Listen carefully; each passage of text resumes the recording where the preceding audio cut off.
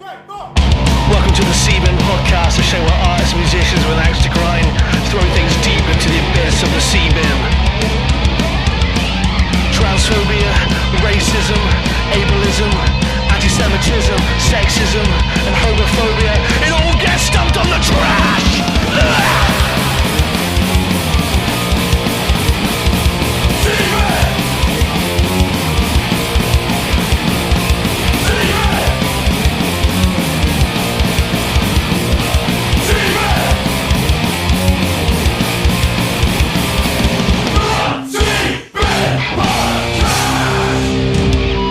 How's it going, everyone? Welcome to the motherfucking C-Bin podcast. It's me, everyone's favourite, big, voluptuous, delicious daddy, the Right Reverend of the Pentecostal Church of the C-Bin, Big Thinny Taste Tano, the guy who buffs Bigfoot on the daily. It's Big Tasty. How's it going? I wasn't here last week because I've been training for a new job. I like to say that it's going really well, but that would be an absolute fallacy, and I hate everything about my life right now. Apart from that, I'm sat opposite legendary. He's a global icon and a national treasure, known by every musician ever as the world's greatest session drummer. You can see him ripping and rocking with Web Mums and Willieson. Yeah. Willie. Son of Willie. Son of the Willie, yeah. Yeah. As well as playing in all kinds of different stuff and being a general good dude, even if he does steal your margarine in the middle of the night. Yes. It's Zachariah O'Loughlin. Hello. How you doing, brother? Yeah, I'm well. How are you? We both sort of keep picking up our mugs and then realising it's too hot, having a blow, and then going to put it down, and then remembering that we need a sip, and then picking it back up again. I'm also so mic conscious that I'm always like, am I allowed to blow? Mate, do you know Jim Bob Taylor from Bruise Control? Yeah. When I had him on the show for the second time with his band in the back of the old tour van, and he was like slamming the doors and like pissing while like with the mic on. So there's nothing you could do. You're fine. Oh, sound. So I could go for a piss. You could piss right now. Oh, sound. On the microphone. Oh, well, I might maybe halfway through as a treat. Yeah. Listeners can have a little piss as a treat. Only a little one. A little piss. Just a squirt. Like when you're about to play a show and you feel like you might need a piss, but you don't want to like go and play the show, then halfway through you need a piss. For safety. You go to the urinal and you literally squirt out about like a Frylight's spurt worth of piss right into the. Not even enough for a chlamydia test. Yeah. That wouldn't even fly for that. Wouldn't fly. It's just a little nervous. Barely a thimble's full. Like a piddle. That's a piddle. That's a piddle. That's a metric piddle. Let it be known. So, you've been living here in Castor to Fuck Nut with me and Green Machine and old Sniffy. Sniffums, yeah. For about a month or so now. How are you finding it? Yeah, it's been good. I'm liking it. It's quite chill vibe. I feel like I've just been able to settle in. Yeah. And just join in, which has been really nice. It's been really cool. It's a cool place to live. Yeah, it's been wonderful. except for the stealing the.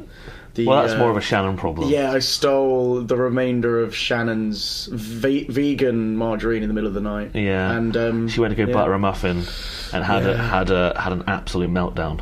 Well, not really meltdown. Yeah. She was more like, there's no margarine," which I get. I would have the same reaction, but then I did reimburse. You did. I did. You are good. I did. You're a thief, but an honourable thief. Yeah. It's all just a loan. I'll pay you back. You're like a raccoon with a conscience. That's going on a CV somewhere. Yeah. You just come back with a little tub of butter and you grabby raccoon hands. I do have little snatchy little paws. Little just diggers. I do have little mitts. Yeah, it's true. Yeah. So, how's life been as a human drum machine? Not bad. I've literally just recovering from a trip back from London, because obviously we're leaving Cornwall, so everywhere is everything takes a mish. Yeah, a bit of a mission to drive out to. So drove to London a couple of days ago. Stayed at my lovely Mama's. Shout out Mama if she's listening. Shout out Mrs. O'Loughlin. Mrs. Reed now. Oh well, sorry. now we've got to dive into that. Let's sit down. Tell me about your relationship with your parents. No, how's Mrs. Reed? Is she alright? Oh yeah, she's good. She's good. I think she enjoyed me and a couple of the Willie's son. Yeah. Well, Willie's son stayed over with also the legendary Mr. Stan Perry on bass. Flirt with any of the bandmates at all?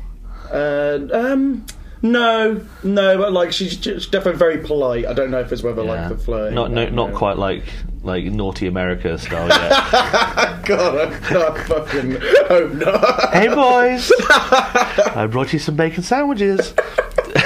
There was nibbles. She did provide nibbles. However, Stan is Cornish as well. Oh right. And sorry, Mum, if you are listening, I think we were going to keep this from you, but there was mini pasties that she'd like. Oh no. They were the top crimp. They were top crimp, so Stan... That's like punishable by death. He almost just left and like stayed on the street. I wouldn't have We had to like really like keep him in, like to coax him in. But look, mate, right? Just ignore this, and we'll buy you a real one. Yeah, which I think we did. Yeah, Cornwall Services, of course. Yeah. Get a good one. Yeah. To be honest, like even in Cornwall Services, it doesn't feel right. It's on the fringe. It is. It's an edge case. I mean, it's technically in Cornwall, so you can't be mad. And it's called Cornwall. It is a service station pasty nonetheless. I tried to get an pasty from like, Taunton Dean, and from the Cornwall pasty van, and it's just they just do things differently. Oh, anywhere that says they're like the Cornish. I'm not even Cornish, but I'll defend them. Anyone that says they're like the Cornish pass. Yeah, there's like the bakery company or whatever. Yeah. Like it's lies. It's got a little pirate on the van. Yeah, and it's like, what are you doing, bud? That's not the one. It's not the one. You can always tell because a true Cornish pasty, like the teddies and the Swede and all that, was just basically chopped by a granny with a really dull knife. Just chitted, what they call it. They call it chitting. Yeah. But when you get to a pasty and everything's perfectly cubed, where it's pretty clearly been put through like some sort of processing blade, it's not right. Not having it. There's no soul. There's no soul. There's no soul in that pasty. I want there to be like about at least 15% dry skin flake and maybe some blood from like the knife chitting the knuckle as you hold the. Yeah. I mean that's how the traditional miners had it. So yeah. And those in the mine, not just underage. Yeah, not just the fodder for the pop punk band. Not just the.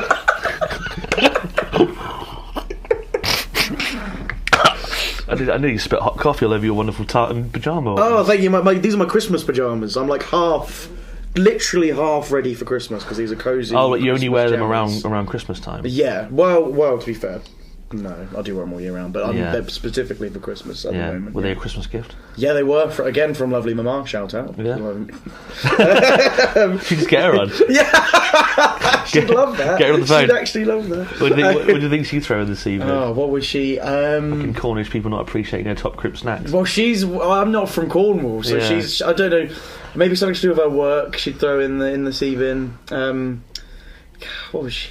I mean, that's what her job is, because then people might just be able to Google her. Like, well, she's a HR like manager for teachers. Oh, I see. So she'd probably people that give her a difficult time for no reason. She'd probably throw in the CV. Okay, I see. Yeah. Time wasters. Do you think she has to deal with a lot of like sexual harassment for teachers? I think I probably can't say too much. No. I don't know anything.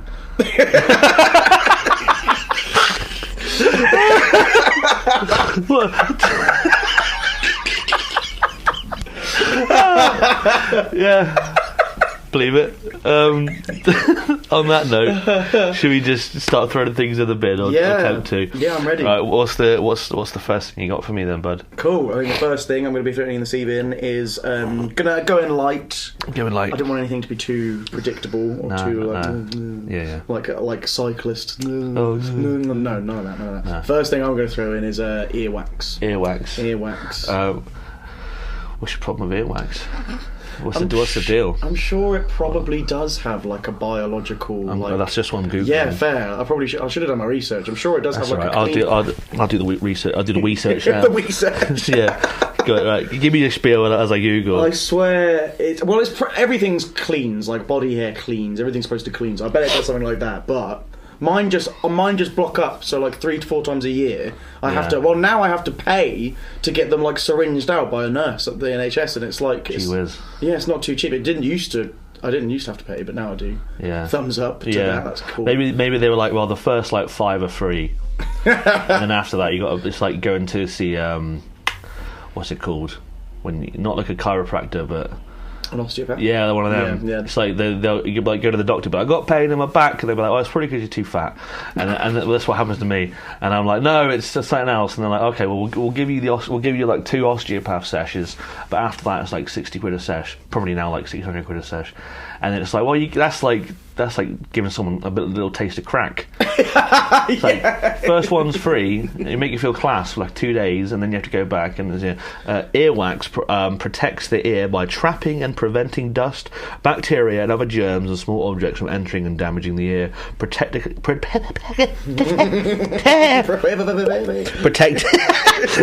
the delicate skin of the ear and canal, and getting irritated when water is in the canal. So it's got, it's like a wax raincoat for I the get inside the ear. argument. I completely get the argument there. But it's too much of a good thing, isn't it? Exactly. My earwax ends up being more of the problem than any of that nasty stuff you just said. It does a little. It's like having a little bit of morphine when you come out of surgery helps. Yeah. Too much morphine, and then you're dead. It is that fine of a line with earwax as well. Yeah. It is either you're completely deaf. It's either you're in bliss or you've been shipman. Yeah. You know what I mean? Earwax protection from dust and water, or everything sounds like you're underwater. Exactly. I just get them so blocked up. I don't even know if I've got like slightly blocked ears now because it happens so slowly as well. It's a deceptive, slow, waxy mistress. It's not right. Yeah, and then all of a sudden it's just like everything's like exactly. Usually I'll wake up like on a fresh new day and hoping to listen that day. Yeah. I can't even hear it in like one side. That's all of my we can hope for, really, isn't it? Just to listen. That's all I need. Yeah. Just be able to listen. Well, I just want to live in a world where we can wake up and expect, audio. Shannon has this problem. Not to give Shannon's medical history out on the podcast. Yeah, let's discuss but she gets blocked ears all the time, which is really annoying because she'll talk dead quiet. Because we'll be in the van driving somewhere and she'll be like, she talk like she's on Animal Crossing. And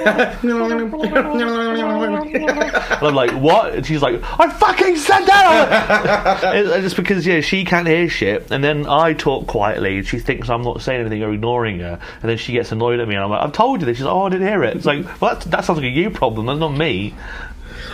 You'd think it would go the other way. You'd think that being blocked up, you'd talk louder. Yeah, but you hear yourself in your own fucking head. Yeah.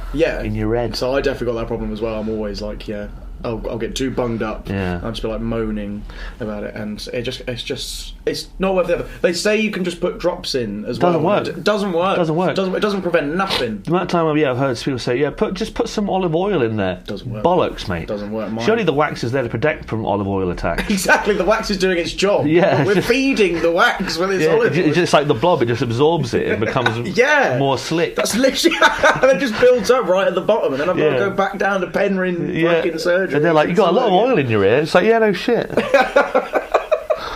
Yeah. So, no.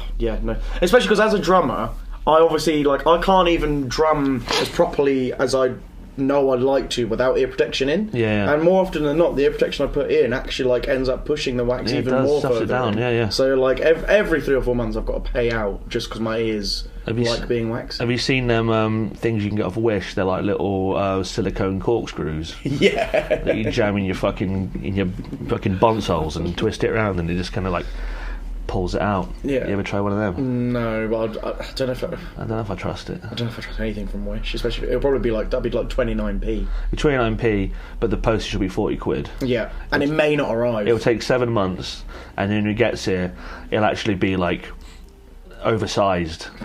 It'll be you ever bought sort of cheap Bluetooth headphones, or in-ears, and you get them and they're so fucking big that they don't actually fit in your ear hole because the electronics are massive clunky old CR radios or something. Fucking recycled Tamagotchi. Yeah, exactly. And then, and it sounds like someone farting through a trumpet. I actually got I think I put up a story being I found some snare wires on Wish for 2 quid, and I was like, should I get these? And most people were like, no, but I was like, nah, fuck it, I'm going to get them. They never turned up. I think I paid £4 for the snare wires and the delivery, and they just never show. I wonder if they're still on their way. Just one, yeah. Well, we go to your old address, wouldn't it? We'll go to, again, lovely Mama. Yeah. Mrs. Reed's going to have a lovely fresh snare. Like snare wires turn up. Yeah. Absolutely pointless. Yeah, she'll get it all wired up, change the skin as well. Get the tuner out. Oh, that'd be brilliant. If she could deliver me, if she could be my drum tech, that'd be amazing. That would be sick. Yeah. If my mum could be my bass tech, but I think my bass is actually taller than my mum. Can you imagine? It'd be like watching a regular person carry a door. You know what I mean? It's almost cruel. Yeah, like trying to carry a canoe. I definitely think earwax deserves to go in the bin. Like I said, on Google it has its purposes, but you know, I used to get built up too, but all it's done is make me really anal. Oh, fair. And that makes me really anal with cleaning it. And I know you're not supposed to put them cotton tips in your ear. They say it's bad, but I think it's only bad if you've already got a big blockage going on there. So I think if you do it sort of every shower, do it in the shower. I guess that's already loose then. It gets loose after the steam and the warm water. The warm water. Gets it all loosey-goosey in there. Exactly, yeah. Yeah, and then I just kind of like... I don't kind of push and twist. I kind of like dig out. Yeah, I'm gonna need to get that on that technique. Yeah, I think that's the secret. Like a JCB. Having a dig. Yeah, it's more of a scooping than a twisting. And and then I just fucking bin the cunt. This sounds like the exact kind of thing that the nurses down at the surgery don't want you to know. Yeah, well... These are the secrets. Well, here I am being able to hear every day, so who's laughing now? Not me. Me with horrible internal ear damage. Yeah, constantly scraping. Yeah, one of these days I'll be in the shower and I'll just hear like... and then, completely tuned out. Yeah, the eardrum just comes out on the fucking cotton bud. It's like the burst bottom of a snare. Yeah, exactly. Blown out. Blow out the O-ring. It's got to go in the C-bin. Nice. I'm going to say not just earwax, but like prevalent earwax. Yeah. Yes. In the C-bin. Listen for the splash. In it goes. Bang. There you go. You got one. You got the Mars bar. I've got the Mars bar. Yeah. Okay. We'd rate this on chocolate bars. Sick. So you got the Mars bar. Nice. And then there's the Twix. Okay. Then there's the Trio. And there's the Kit Kat. So if you want to get a full Kit Kat. Oh, okay. I'm with you. Well, I would like to get the Kit Kat. God forbid we ever have anything that's got 5 fingers, because I don't know what has 5 fingers these days, apart from the Death Punch. Yeah, that's the final. You get the Death Punch. Yeah, but if you have, I guess 5 fingers makes a fist. That could be like a cream egg or like a chocolate orange, I suppose. I think a chocolate orange is defo like a worthy top tier. Not 5 segments, but segmented enough to be a fist. Mm. You know what I mean? It's a whole. Yeah, it's a whole thing. It's a whole winner. Yeah. It's an ensemble piece. Yeah, it's a collective. It's a rogues gallery of equalised segments. Right, what's secondary binage? Right, yeah. Secondary is. See, I definitely don't want to come across too salty, or do I? Mate, this is the place for salt. Okay, good. Oh, yeah, it's the C bin. Yeah, exactly. Salty. It's like at least 25%. I'm putting Made in Chelsea, the TV show, right, on other networks, but Channel 4, I believe. Is it Channel 4? I think so. One of the 4. Either way, it's. We don't count Channel 5. No. Oh God. That's only good for like police interceptors. Porn at night time. At least when I was a kid, all the detty titties were on. That was, I think, Channel 5 were like, they rolled the dice with having that shit on as early as possible. Yeah, like 9. Like it would, the clock would strike 9 and it would be like full blown penetrative sex. Yeah, anal sex live on TV, bang on 9. You're watching Channel 5. The time is 9 o'clock.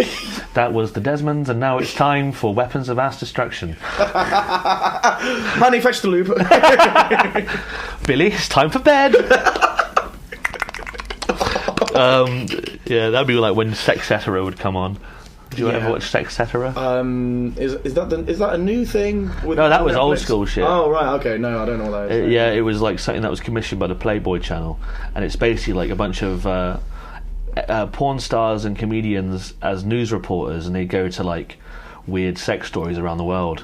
Like, hi, I'm here and I'm at the cuddle party in Arizona where things get a little bit hard under the collar. Oh my god, what? Yeah, and they'd be like, on Sex Cetera tonight. So was it live? It wasn't live. It was no. It's like it wasn't live, but it was like real.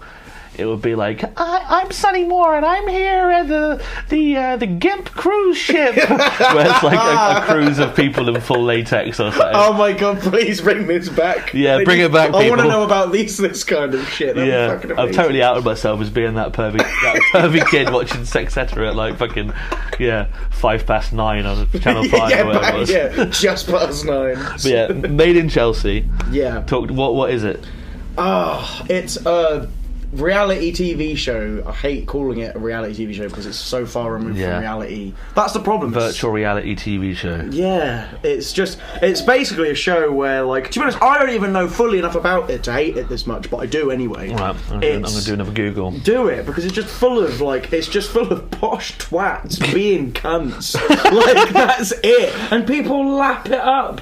People fucking lap it up. They're just kind of like, oh my god, Rebecca, I can't believe you're like breaking up with me. Is this the kind of thing? Like, they're kind of like the raw, where's my backy? Oh. Like, oh my god, like, they all talk like fucking knobs. Oh. Yeah, born into affluent families, a group of young men and women in their 20s who live in the borough of Chelsea go through various ups and downs in their lives. Oh, fuck it. Yeah. Ups and downs, man. Theme songs, Midnight City and Punching in a Dream. And it's won the British Academy Television Award for Best Reality and Constructed Factual. What's a constructed factual? Fuck knows.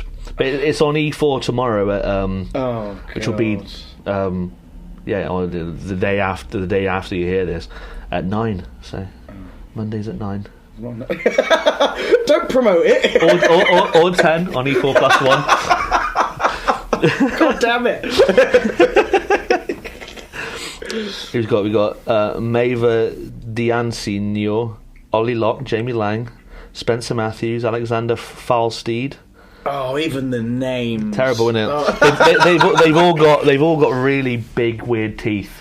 Yes. They all look like they've got like Wallace and Gromit teeth. Yeah, and like obviously like cool, like clean teeth, good, but like gleamingly like you can't even look directly at them too bright teeth. I think they're veneers, aren't they, normally? Exactly. It's just bizarre. Like it's blech.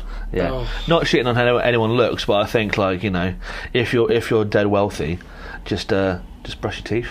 Yeah, you don't have to get ones made out of fucking porcelain. Yeah, I don't. Yeah, it's like just the kind of fabricated beauty that's kind of depicted to be real. That's the thing. I think it's so cleverly produced that people do actually think it's real, and people do actually move to London thinking that their life's going to be like. They're thinking they're going to live like in Made in Chelsea because that's what they think London life is. But these are just a bunch of like, it's just nepotism kids. Yeah, but it's Nepotism Kids, the TV show, and it's.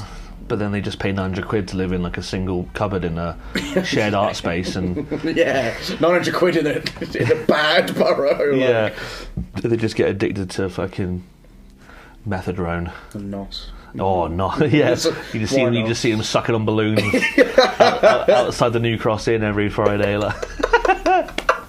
It's the cheapest. Yeah, I played the New Cross like a few weeks ago, and there was someone selling balloons outside there, like £1. Fair, got me. Like, I was like, fucking hell, fair play. Yeah, I think I was heading back from it's kind of like an all-day like DJ thing in first time in Tottenham. Yeah, and we were just walking on the way back, and they were just like a bunch of guys just selling balloons, selling balloons like £1 ago. Yeah. And I was like, fair. I can get behind that Sigma grind set. Yeah, they're just entrepreneurs. Yeah, that's what fucking Gary V and fucking Andrew Tate's all about, isn't it? Like, in it, these are just Sigma fellas. Do you think Andrew Tate would sell NOS balloons outside the New Cross Inn? I'm here with my business, selling NOS balloons to those on our street. I'd kind of like to see it. Yeah. I guess. I think so. But I think Andrew Tate would go on Made in Chelsea as a cameo.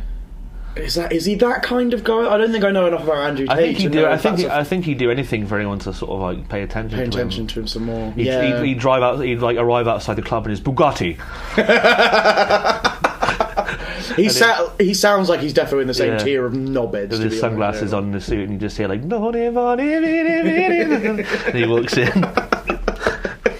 Yeah, no. Well, anything that's remotely got the chance of Andrew Tate appearing as a cameo, it's got to be bad. It can't be a source of joy. Well, I think that. Well, I guess like all jokes aside, I guess the problem is that it's peddling this sort of false reality of what life can be like in a generation where a lot of disenfranchised young people look up to the celebrity as a thing to be, like an influencer, like a YouTuber, a reality TV star, as like the only real way you can succeed in this world at the minute. Because it's not like you can be a nurse anymore, or you wouldn't want to be a copper, so might as well I'm gonna emulate this so I can be on Made in Chelsea. And I think a lot of these TV shows are just celebrity factories, right? Yeah. They're like, all the celebrities are getting too old or all died of drug overdoses. We need to make some more so we can put them on Who Wants to Be Celebrity, Who Wants to Be a Millionaire, and Celebrity I'm a Celebrity, Get Me Out of Here, Celebrity Big Brother. Yeah. We have some for Bake Off. We got have some of them to put on a goggle box.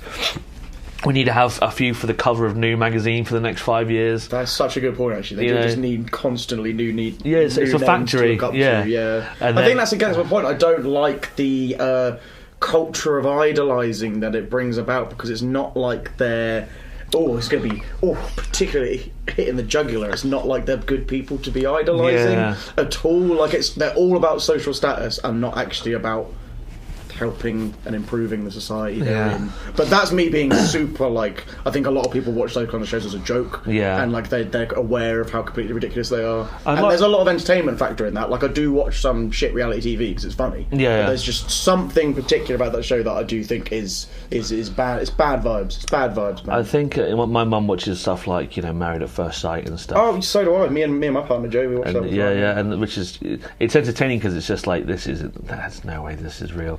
And like I watched the Australian one, the first one, the original one, and like everything's got like fucking Hans Zimmer style soundtrack behind it. It's like Marvel style music now. In this, like, we literally noticed for the last season of Married at First Sight, I think the UK one, it's literally like a Marvel style score, and it's really weird how overproduced these shows are. Like very jarring because you're watching it and they'll just be like having a conversation in the living room, like, you know what, babes, I just feel like we're not connecting. Yeah. And I feel like I'm trapped. And it'd be like, da da da da da da da. She's like, I can't believe it. Like, last night we were in bed and you were kissing on my neck, and this morning you're telling me that you're feeling tripped. Like, don't. Exactly. It's just such a casual conversation, and then literally there'd be like a 50-piece horn brass section in the back going. I think they need to get what's his name, Danny Elfman, to do some really silly music for it. Imagine it. It's just like, I'm taking you out for a date tonight, babe. What's the circus theme? It's completely gone from me. Like the That's what I want to hear. Yeah. So, I mean, also, we made an assumption that all these people on these shows are bad people. I think a lot of the time they're probably just playing the character that the camera wants them to play. That's and true. They're probably, I'm not trying to defend them, but like they're probably wrapped up in like, if I get some drama, I might, become the main character of the show next season, or get, blah, blah, blah. So I think they're all probably being like manipulated and fucking gaslit with contracts and shit like that. That's such a good point. That is so true. And you're right. I probably shouldn't be. Like, I'm just so... Because I think the TV companies probably want us to hate them so that we keep watching because we want bad things to happen to them. I think that's exactly it, is the hate-watching phenomena, I guess, is that people, watching these kind of like... The human zoo. Or, almost like deliberately insufferable people for the entertainment factor, but you're absolutely right, they're probably doing it. So they've almost got like two birds stoned at once by being like... we have these rich people that people can look up to, but also they can hate, so they keep watching. So they watch it, so they want bad things to happen to these people, but also they'll want to emulate these people, so they'll buy all our veneer teeth and all our shitty like Primark fake bags. And stuff. So I think it's just a horrible, insipid thing anyway. And I think just the the fact that these shows are made in amongst themselves is enough to get in the C-bin, so I think we should drop it in. Cool. Yeah, I'm with that. The concept of the shows, not necessarily the people on the shows. Yeah, I think the people on them are tricked into this sort of being complicit with the with getting along with the party. Yeah, I'm fully with you. So yeah, listen with a splash. In it goes. Nice. Bickety bam bam boom. Oh, nice. You got the Twix. Oh my gosh, I love a Twix. I do, me too. I love it. Underrated, I feel. Yeah, because I would rate it pretty high up there, and I think it's like a very biscuity win. It is a biscuity win. Yeah, when I was a kid, I felt like the biscuit was far less on my priorities of the Twix, and it was all about the caramel and the chocky. But now I quite like the little biscuity bit. I think that's what maturing is. Yeah. Is knowing that actually the Twix is where the biscuits I guess this is growing up. Eating Twix, I like a biscuit. On that note, I'm going to quickly thank my patrons for this month. So thank you to Claire, thank you to fucking get the thing over, hang up my fucking eyeballs in, obviously. Claire, Aidan, Sean, Adam, James, Kate, Christiane, Froggy, Spoolbags, Timmy, Tim, Alex, Sniff, Yock and CB, Fee, and Peg, Rory, Jimmy, Mike, David, Will, Sarah, Matt, Ollie, Alex, Chris, Dale, Caroline, Dave, Will and Cody. Thank you for supporting the episode this month. Thank you to Cold Pressed. CBD, go to cold-pressed.io, use code Simon10 or capitals to get 10% off your first month order of vegan CBD gummy bears. Check them out. They're good boys. I want some vegan gummy bears. I'll have some over there if you want some. Yeah. I'll give you a crack. Oh, sick. Yeah, it's got fake weed in it as well, CBD. Oh, brilliant. Yeah. Like, I'm familiar. I'm all familiar. You'll be up in your room playing Pokemon, just feeling all chilled out. You been enjoying it? I really You got Scarlet or Violet? I got Violet. I really have. I always go for the first one.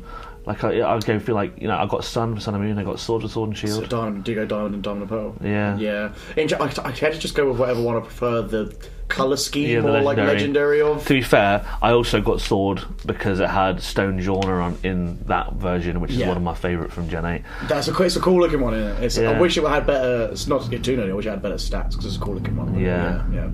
Nah, it's been really cool. I've literally been playing it all morning, which is why I'm all cozy. All cozy in the thingies. Been enjoying it.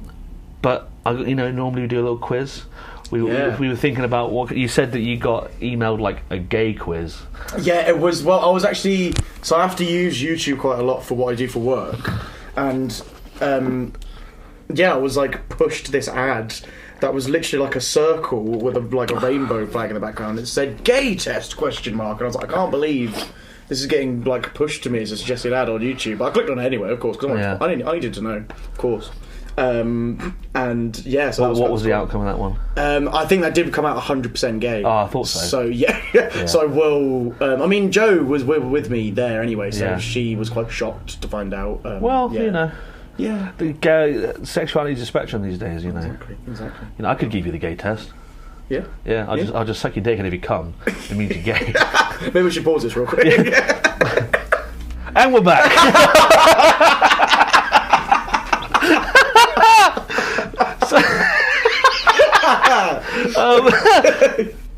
You've been eating pineapple. Love OJ. Yeah. So I found a which rock drummer are you? Yeah. I thought we could kind of finally get to grips with who you are. Yeah, I'm way in for that. Way in to know.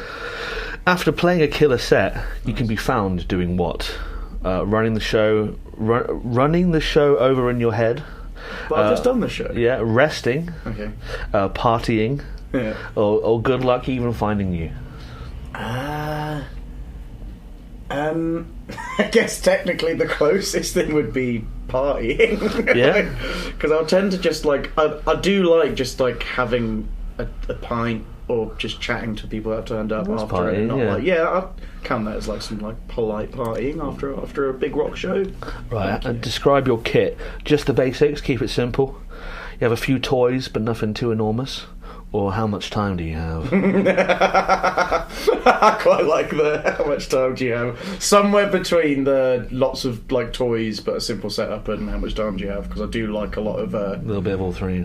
Like some trinkets. Yeah. I used to be such a so many drums, metal style drummer, but now I'm really just down to minimum amount of drums but quite a lot of trashy, stacky sounds. Yeah, I feel like sort of effects stuff. Yeah, a lot of effects and more stuff like that really, really floats my boat. The drier, the better. Sizzle chains and oh, God, don't get me started. Don't get me started on my sizzles. If you could time travel, where would you go? Caveman times? You'd never leave the 80s, bro. You'd be a knight, or you're happy where you are. Oh, well, that's cute. The 80s probably sounds the most fun out of those. I feel like if I was it a knight? Yeah, knight. I feel like either the knight or the caveman one, you're going to get dysentery or like killed pretty quick. You're going to get murked. Though if you went back in time with all your vaccinations, you could be a fucking Superman. I'd be a god. Yeah, you could literally go and lick someone with the plague's face, and they'd be like, outlive them. He lives. Yeah, well, maybe that's the thing. I think the 80s is the safest bet. I think that sounds like most of a lot. You could go back in time with like a how to build a Ford Focus manual that you found in someone's shed, and literally be the smartest man alive. Yeah. What do you think of lead singers? They're cool by me. That's my moneymaker. They're fine as long as they keep their ego in check. Or you hate them. It's pretty black and white on that one. It's a steep quiz. Yeah. Jesus. Not even the egos one. Yeah, I'd say the first one. Yeah, you're cool with them? Lead singers. I don't think I've ever really. I don't think I've ever really worked with a singer that had like no more of an ego than any musician has. I think really. No, I feel Yeah, like they bring the cheddar in. People like to sing along. They bring the cheddar in. Was it? I think Dave Grohl said most white people dance to the lyrics anyway. Yeah. That is a quite wise quote. That is a good one. That's true. What do you want to be when you were in school? A drummer, a teacher, a firefighter, or a professional athlete? Definitely never a professional athlete. I used to bunk PE. Same, but that was because I was fat. Fair. I mean, to be fair, I needed to keep the chub in check. Need to keep his physique going. I need to be voluptuous. Exactly. Yeah. What was the first one again? Drummer, teacher, firefighter. Yeah, I think I've only ever wanted to be two things, and before it was a drummer, I used to want to direct movies. Yeah. I used to really want to like write or direct movies, but then I think ever since I was like 10. And then you went for the realistic job choice. Yeah. Then I went for the one that brings the money in. Yeah. Would you consider yourself to be the flashy type? Yep, I love putting on a show. Nope, I don't need a flash to blow people away. Depends on the setting, really, or I mostly just get sweaty. Ooh, interesting. I think it depends on the setting.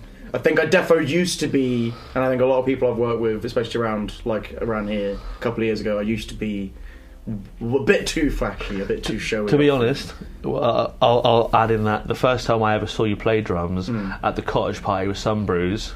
No way, was that first time? Yeah, I did go to Shannon. I was like, "Who's this flash cunt?" Yeah. But it was out of total respect. But I was like, "Jesus Christ!" He's like, it's like Tommy Lee playing for like Tegan and Sarah. It was exactly. It was the kind of like the famous YouTube videos like this drummer's at the wrong gig. Yeah. Kind of thing. It's not as mental as that, but it was bordering on that. And like I used to like, I do have a funny story about that. Like. We can cut things out, right? We tended to set it fly. I'll tell you that story another time about the cottage party, about what things I was on during that show for the first time. But I think the worst I ever you had a lovely bag of Skittles. Yes, just before, and it was really fun. The worst I ever was with Flashy, which was a real wake-up call, was I used to drum for a guy called Jack Gilbody, his band Idolise and the Restless Knights. Used to drum for his band, which was great fun. And I used to have a problem with drinking way too much before a show, and I think I was way too drunk before literally a show to pretty much just our mates. And I thought it'd be funny to like get my phone out whilst drumming one-handed and like try to record part of the set from behind the kit. And if it was like maybe a more chiller moment, I maybe could have got away with it if I wasn't doing as much. But I like lost those of beats, and then Jack literally turned around and was like, "Oi!" like mid-set, and was like, "Pack it in." And that was such a like, wow, I need to stop being such a flash. Exactly, a flashy cunt. I would absolutely say that is valid. So, like, massive tangent. I'd say depends on the context. Yes, to be honest, I do the same thing when I play with Swan Song. Sometimes the songs are, I'm used to being like 1,000 miles a minute, or like so when there's a song that's just kind of like a rock song, I'll be like doing pinch harmonics and like neck dives and like discordant fucking. It's just fun. I think there are some things where you can get away with it because the crowd does want to see you having fun and like they want to see something. I don't know, cool. Yeah. But there's just such a time and a place, and I think I wish I learned that a little bit sooner than I did. Well, but we're here now. This is how we grow. Which of these is the best rock and roll movie? Help. That's the Beatles film, right? Yeah. This is Spinal Tap. Pink Floyd's The Wall. The Song Remains the Same. Is that the Led Zeppelin one? Must be, yeah. The Decline of Western Civilization Part 2, The Metal Years. I don't think I've even seen that. There's a really funny clip in it where matey, I can't remember what band he's in, but he's on like a little floating bed on a swimming pool, and he's like, I'm a full blown alcoholic, and he just starts pouring vodka down his neck, and his mum's like sat right by the thing. It's dead sad, but a lot of people call that like the end of hair metal. It was directed by the same woman who directed Wayne's World. Oh shit! No way. It's really good. Recommend it. Oh, I haven't seen. Yeah, the first one's all about like the punk and hardcore scene, and then the second one's all about hair metal. No way. But yeah, anyway. Damn. No, I did not know that. Interesting. I think I have seen an alarmingly little amount of those films, so I have to go. This is Spinal Tap. It's just great, because isn't it? That is just the best one. It's just the best one. A truly awesome mansion needs what to be complete? A killer recording studio, a hedge maze, a pool shaped like a, use your imagination, a giant bathroom, or a bat cave. Mental. I think it's going to have to be the recording studio, isn't it? I mean, the whatever shaped pool would be cool as well. What would you shape your pool like? A square? You go really out there. Yeah, go mental. Yeah, but like a perfect square with no shallow end. Yeah, the perfect square. That's a genius idea. If all these pop stars asked you to lay down a track for their record, which one would you prefer? Prince, I think he'd get it. Pink, I know she'd get it. Questlove, right attitude, right beats, right on. Lady Gaga, she understands the dirty. Or Justin Timberlake, all day. The Questlove. I could see you vibing with Questlove. Yeah, I think he defo that'd be cool. Right. I'd be into that. Last question. Nice. Needs more fills, solos, volume, or cowbell? That's good. Well, yeah, it's going to have to keep a cowbell, isn't it, really? I gotta have more cowbell. Nothing needs more solos. Right, really. calculating result. Oh my god. I'm so analysing responses. Oh my god. Which drummer do you think you are, if you could make a guess? I feel like it's going to go with something like maybe like Taylor Hawkins, rest in peace, bless him, maybe something like that. You're very close. No way. We mentioned him earlier on. Dave Grohl. It's Dave Grohl. Fuck yeah. There goes our hero, mate. one of the coolest cats around. You play with a joy that is contagious and a power that is rivaled by few. Never, it seems, without a smile on your face. Your monumental talent and killer technique is infused with the energy and curiosity of a kid. That's not even that bad. I wouldn't say that's that far off. I'm quite pleased with that. It's not bad. Dave Grohl's a little bit of a... it's a rough topic on the Seabin, because I feel like people that listen to the show are either 50-50. That's fair. I can understand. And Foo Fighters have been in the Seabin previously. No way. And since been removed. When Taylor died, I was like, better take them out. Fair. I was about to say, like, I didn't realise things could be removed from the Seabin. Yeah, you can take things out. Fair. Yeah. I think that's an honourable removal from the Seabin. Yeah, I mean, I wouldn't have done it if he hadn't died. This is early on. I think this is like episode 14 or something. Fair. Jim Buff and Peter Tramp. Right. We just both agreed that they would become very wet. I agree, and I will say, I do think personally, I think Wasting Light? Wasting Light was probably their last good one. Fantastic album. That is genuinely a great album. Yeah. I think there was maybe one song in, I think it was Sonic Highway somewhere, but even just the album title, I was like, ooh, it was wet on it. It's just shit. It's a bit wet. It's a little bit. Yeah. But I a lot of respect for Dave Grohl, but at the same time, I do understand the. I respect him. Foo Fighters criticism. I feel like everything. I feel like he always shows up in documentaries talking about how everything's his favourite thing. He does like a lot. He likes an awful lot. It'll be like in a Beatles documentary, like Ringo Starr is my favourite drummer, and then it'll be in a Rush documentary, like Neil Peart is my favourite drummer of all time, and then it'll be like he's so inspirational. Yeah. and then it'll be like Fleetwood Mac are my favourite all-time band, and then it'll be like when I was a kid, my favourite band was like shut the come on, man, you can't like everything. I wonder if that was one day of recording in loads of different rooms and just him saying, I love these different things. He just sent them off to loads of different documentaries. Well, it was him and Ian Mackay just jumping in and out of the chair doing different music documentaries and filming them all in bulk. I think the thing that I'll always remember is that I think that's an interview where he's talking about his kids, and then like someone asked like, oh, what do your kids think about you being a rock star, Dave Grohl? And then he was like, oh, they don't care. They're like, he's like, hey, I'm back from a rock show, and they're like, that's cool, can we go for milkshakes? But that always sticks in my head. I'm like, he's fine. Dave Grohl's nice. He's a nice guy. I think his kids care now that Jamal did his daughter sing a bunch of songs at the Taylor Hawkins tribute concerts. Oh yeah, I think that was and it was great, but also it's like, come on.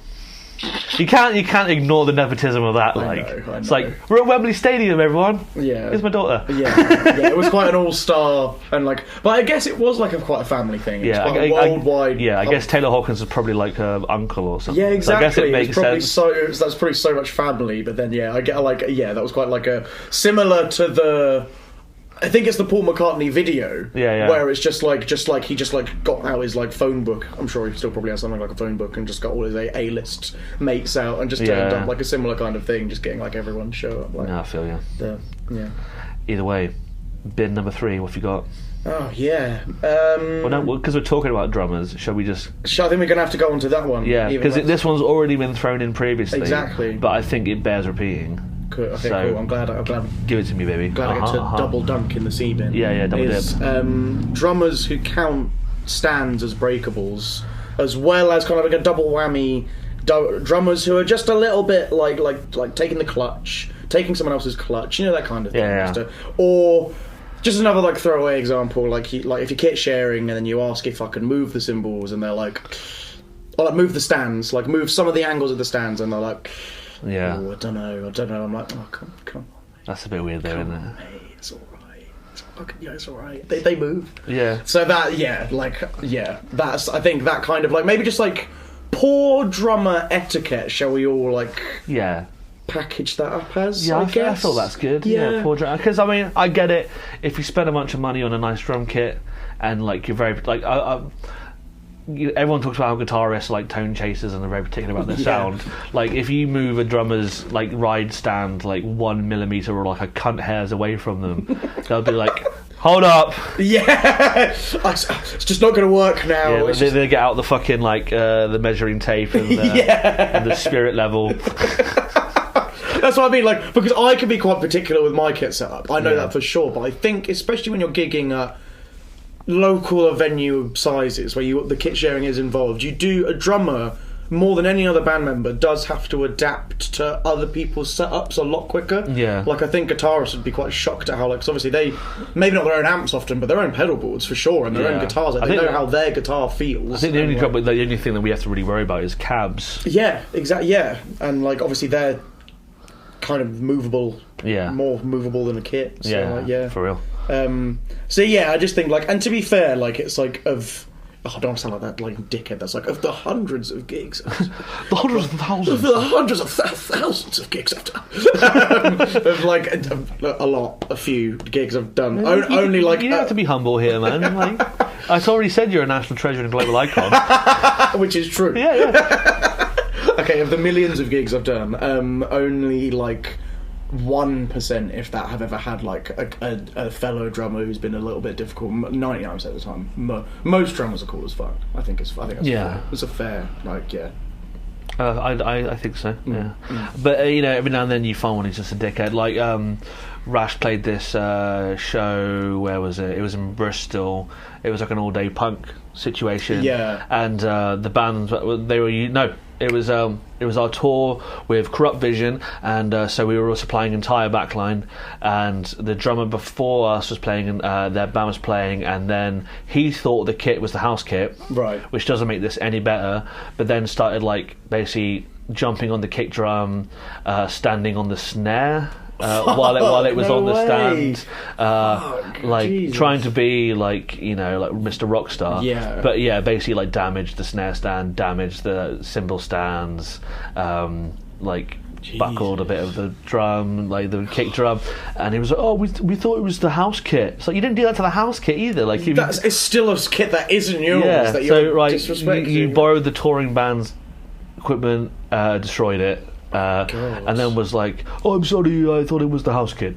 It's like, it doesn't make it better, and also, cool, we'll just play with broken gear then. Yeah, did they do anything to fix that? No. Bastards. They just apologised. Bastards. Oh my god. That's people like that I understand why people consider stands as breakables, because some people could be. Yeah. That's mad. See, Tom, the drummer from Rash, he'll let anyone use his stuff because he marks his where he needs his stands to be. But he will moan about it after. No, I get it. I'll have a moan. I'll always let people use my kit, and I'll always say like, feel free to move anything. But nothing is more stressful and off-putting for a gig than when you've got like 10 to 15 minutes to move like a lot of stuff back even to like a remotely similar situation. I think that's just part of the gig. No pun intended. Yeah. At this kind of level, and like so, because I'll moan about it as well. But people that are like way too like.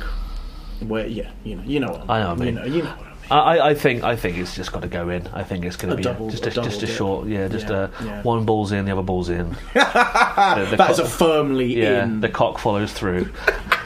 So like bad drum etiquette, I think in the bin. Listen for the splash, bang, you got the trio. Oh fuck yeah, there you go. Nice.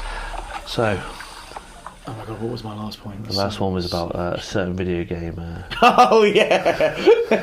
I'm throwing my final thing. I'm throwing in the C bin is Overcooked 1 and 2. Right. So for those uninitiated, what is Overcooked 1 and 2? Well, the best thing, again, I'm fully informed. I've only played this game once. Yeah. I've only played Overcooked 2 once, but I assume the first one's just as bad. Yeah. I've actually seen you guys playing in the living room recently. Yeah. Me and Shannon and Mog. Yeah. Old Vita Valentine. Yeah. And it's great to watch, but to play, it's basically I've got a group of friends back home, back nearish Luton way. Represent Luton. Also, don't go there if you can. Shout out Luton. I mean, avoid it at all costs. Shout out Mrs. Reed. Queen of Luton. Oh, yeah. Mrs. Reed. Yeah, she lives at Luton Airport. It's true. On a throne of old luggage. Everyone lives at Luton Airport. Yeah. She does the HR for Luton Airport. Yeah, that's canon. I've got a group of friends back near Luton Way called we call ourselves Lemon Wet. One word. That's our. Is it kind of like lemon pepper wet? The chicken wings you can get. No, I wish I'm not. No, but no one's ever actually thought of that before. All right. Well, why is it lemon wet? Because there was one day where we were all just like having a bit of a sesh, and I think this was back in the days where like you play like a Wii game. I see. Yeah. Yeah, man, this was like you play a good game on the Wii. For the Nintendo Wii, not just a small game. Yeah, not just like play a Wii game, and also not just like a piss game. Like you can piss the furthest. Like play a wee little Wii game. Wee little piddle game. Wee piddle game. Play a game of soggy biscuit with piss. Piss biscuit. Biscuit. That's a bad name right there. Yeah, Biscuit's great. Yeah. Oh, I need to start a band called Biscuit. Let's do it. Done. Yeah. See what practice. Coming soon. Watch the space. Big things coming. I'm up for like a heavier band as well. That'd be great. We were basically having a sesh one day, and one member of Lemon Wet called Jizzy B. I'm not Jizzy B. I'm not even going to. Jizzy B. Jizzy B. Jizzy B. I'm not even going to tell you his actual name because Jizzy B is just great. Yeah. We were around his, and he'd named his Nintendo Wii console Lemon Wet, but because we were all drunk and maybe we'd have other substances as well, maybe Skittles again. Maybe we had found some Skittles, maybe. But maybe you inhaled a salad or two. Maybe. But I mean, it was very green everywhere for sure, so I remember. But we were laughing for probably about like half an hour, just straight. Like I think my stomach was hurting. So just that Lemon Wet. Yeah. So just because he called his thing Lemon Wet, I didn't even know why. So for about 8 or 9 years now, we've been Lemon Wet. And we were, it was a more recent sesh where we were again just playing video games, and they were playing Overcooked. And my mate Will Sharp, he doesn't really have a nickname, I don't think. I think they just call it just Sharp Willie. Sharp Willie is classic. Yeah, I think that's what he saved as in my phone. Oh, Sharp Willie. They're coming up with the bangers. Yeah, today, yeah. They just get all the Pisket songs coming up. Jizzy B and Sharp Willie. Oh, I wish I could join the band. I'll get them in the band. Yeah, get them in. So Will was kind of like leading us playing Overcooked. We were playing this game. We were playing Overcooked on the Switch, and basically it's this fast-paced cooking game that basically emulates what it's like to work in a fast-paced kitchen, but kind of like it's all cartoony and stuff. And like personally, the worst job I ever had personally was working in a kitchen. I was in the worst place of my life. I found that hours stressful. I found being yelled at by not nice people, really difficult. I know you're at, man. That was me too. Yeah, exactly. Yeah, and it's tough. It's hard. And anyone out there doing it, my full respect. And if you like it as well, I think it's one of those things that if you have a passion for it, if you have a passion for the craft and the food, it's great. And people you can really deal with the horrible stress of it all. I think people get really into it, and that's kind of almost part of it. But anyone out there doing a hospitality job at the moment, like, you are some of the strongest motherfuckers. Some of the strongest. Respect. Ever, yeah, massive respect. Tip your people. Everyone. Yeah, you're either if you're in a kitchen right now, you're either very strong-willed or just a cunt. Because most chefs I've ever met are either just like barely holding on by the skin of their balls, or they are just the biggest bell I've ever met in my life. Yes, and normally still holding on by the skin of their balls.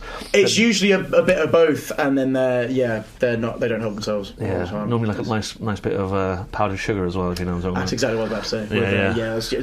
That's defo a massive thing. Just going into the deep freeze a second. And then it's when they start bragging about their hours, I'm like, there's no way a human being not on a little bit of some of that booger sugar isn't getting through. I do 120 hours a week. Yeah, literally. And I'm like, right, you're clearly... Yeah, and you're proud of that? Yeah, like... Good. My man. Yeah. Take it easy. My brother in Christ. Look after that bod. Yeah, man. So, yeah, it's Overcooked for me, even though it's just a game...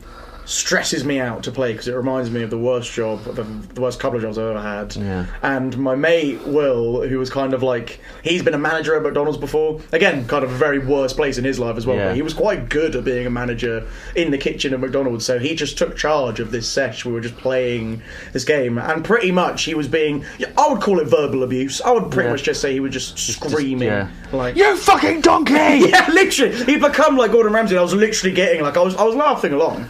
Because we don't let him drink, but like, in the inside I felt like crying. Yeah. Where's the lamb sword? I literally just like, Zach, what the fuck are you doing? Where's the fucking place? Where's this? It was genuinely upsetting, and like I can't bring myself to play those games. It's supposed to be relaxing, chill time with Lemon Wet. Exactly. I rarely see him now that I live, because I live all the way down here. They live in Luton. Yeah. Mental. And you want to have a nice relaxing, chill time. Exactly. And you come home from work, you want to put your feet up, play a bit of Fall Guys or something. Yeah, a bit of Fall Guys. Or there's one mini game on Mario Party that we love rinsing. It's just a football one. No. We always, because it's one of the Mario FIFA. Yeah, a bit like a little bit on that. It's great. Yeah, yeah. A little bit of Mario FIFA, a little bit of Mario Kart. You don't want to end up going into like fucking dinner service. Yeah, literally, it literally feels like peak hour at a restaurant, and most jobs I have, whenever I start them, I have such bad anxiety about a certain thing that will haunt my nightmares for like 2 weeks as I first start. No way.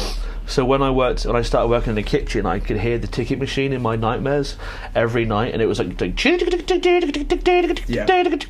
and then like when I started working at my old job, Geek Retreat, the ovens were going, and so I heard that, and and I don't know what the charity shop equivalent that will be. Probably just like, do you do gift aid? Do you do gift aid? But I imagine like if you mixed all those sounds together, that's the start of a Radiohead song. Yeah, it is. Yeah. Gift aid. But I'm thinking like if you play that game again, stress out. Who was it that was the manager? Was it Mr. Will Sharp? Oh yeah, Sharp Willie. Yeah, Sharp Willie. Get the sound from McDonald's on. That'll stress him out to the point where he'll start learning his lesson. That's a good point. You know what? I'm going to use that as a weapon against him. Yeah, just play it down the phone. Yeah, let's see if I can get it up, so people know what I'm talking about here. They know what I'm talking about, right? To be fair, you can hear the beeping just from the other side of Mackie sometimes, and some of the most like. They must get like Vietnam-style flashbacks from working in Mackie D sometimes. Yeah, McDonald's sound beep. POV, you're at McDonald's.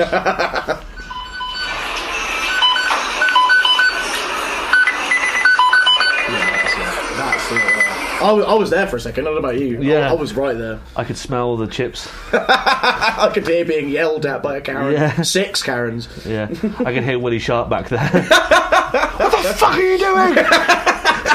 Where's the chicken legend? Where is the chicken legend? Did it take off the menu? They are, mate, but I have had the McCrispy. It's not the same. It's alright. It's not the worst thing I've ever had. Though. It's not the legend. I mean, it's not like fucking, it's not as bad as like Genocide or something, but like... I would rank it like maybe 3 places below Genocide. Like...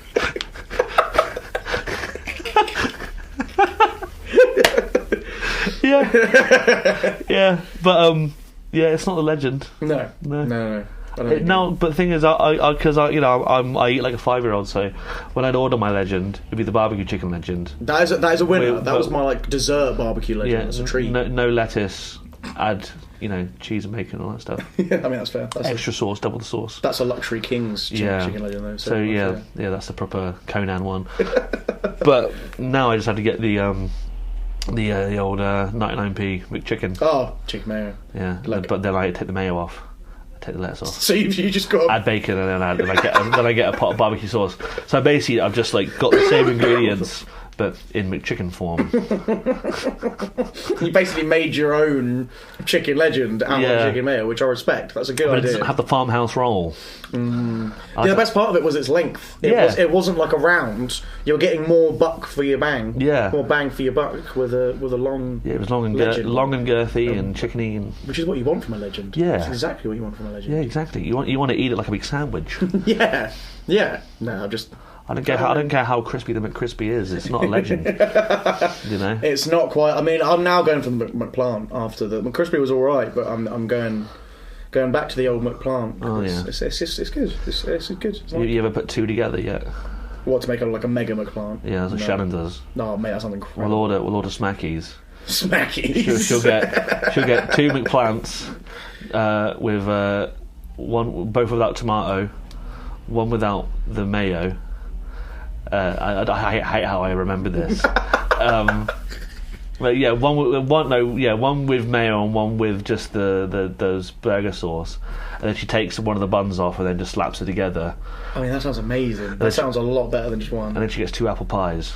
Yeah, and some chips. Oh mate, no, that's a real Mackey's order. That's a top tier Mackey's order. She eats one right away. Well, I mean, yeah, I mean, right after she's eaten, and then the other one she'll save and have it cold. They're almost better cold because 2 apple pies too hot are like. They're dangerous. They're literally dangerous. It's like melting thermite. Yeah. And then or just a delicious apple treat. Just kind of like a apple pie you'd get from like a box from Asda or something, kind of apple pie. Which I'm going to have to just like copy the Shan order someday. I think you should. The mug was amazing. Nice. Yeah, it's a good one. And then I'll get my nugs. Yeah. I'll get my McChicken that I've bastardised. Yeah, you bastard McChicken. Yeah. I'll get fries and a drink. Shall we go off this podcast? Yeah, shall we? have a little crack on that. But yeah, I mean, like I said, I did play it. I've played it briefly. It was really fun when all you had to do was make a burger. Yes. Yeah, the first. Yeah, I'm with you. Yeah. But then everything after that, I was getting like Vietnam flashbacks. So I had the 1,000-yard stare. I could smell like burning flesh. Yeah. And I could hear like Queen's Creole Revival were like do now. Some folks are born. That's exactly it. The first couple of levels are great because you're literally just like assembling a couple of buns on some it's lovely. Or whatever. Reminds me of like the games you used to get on the built into the Windows XP. Yeah. One that was just like making cakes. Yeah, like just classic, almost like a classic mini game. Yeah, that was fine. Yeah, but then it gets too real, and then the kitchen starts moving around. It's when like, oh my god, you're in like hot air balloons, and then there's only certain sections where you can get to the sink, and then so again, I can literally hear Sharp Willie yelling at me. I can hear his voice going like, I need clean plates! I need you to wash the clean plates! And I just used to jump off from these hot air balloons. I just used to jump because it sounds like a Muppet. I need clean plates! He is a fucking Muppet. Oh, Sharp Willie. Oh, Sharp Willie. Oh, Sharp Willie. Bang, bang. We keep touching toes. Keep touching your footsies. Have some more. Oh, thanks, babe. how am I going to finish this off now? I'm rock hard. Yeah, fair. Boing. That'll be the second time in this podcast. Yeah. I'm not going to cut me for this one. People need to hear the wet mouth sounds ASMR. Oh yeah, good. That's a nice way to end the show. Yeah. We're going to end the show now with 15 minutes of Gawk.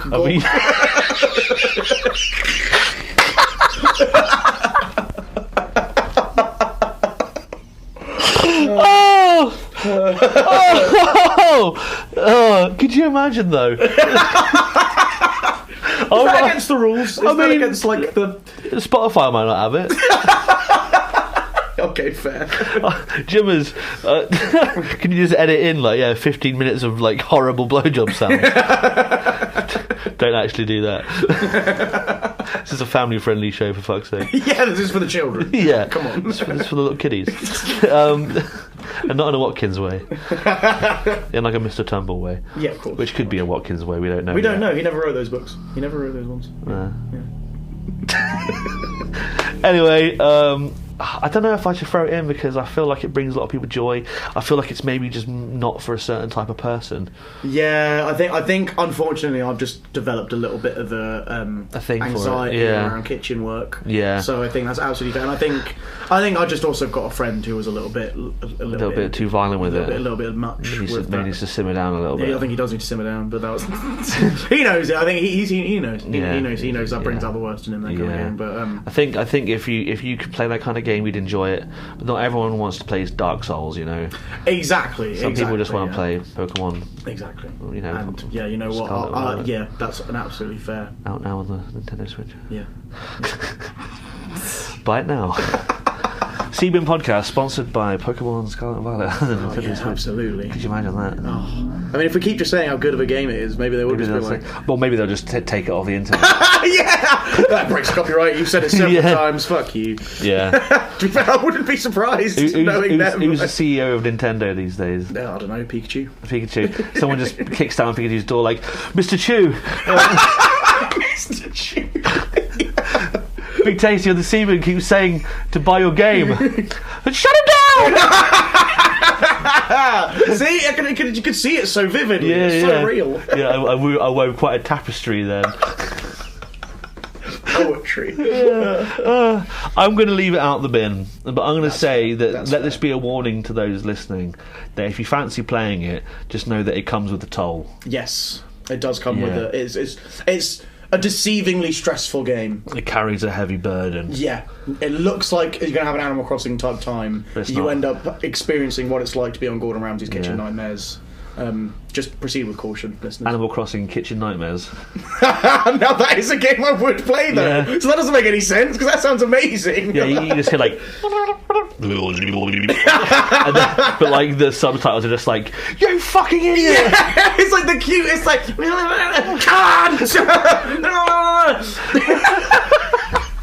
where's the lamb? I mean, there's a great clip of one of the Kitchen Nightmares episodes where someone's thrown away loads of spaghetti and he's just like, look! And he's like pulling out the bin, but it's like he's just like, look! Yeah, he just goes that was pretty good. Yeah, it just says like, I'm sorry, chef. Please spare my life. Yep. Give me your fucking apron. Fuck off. This would be, I would so play that game. This is my dream, chef. Yeah. Don't give a fuck.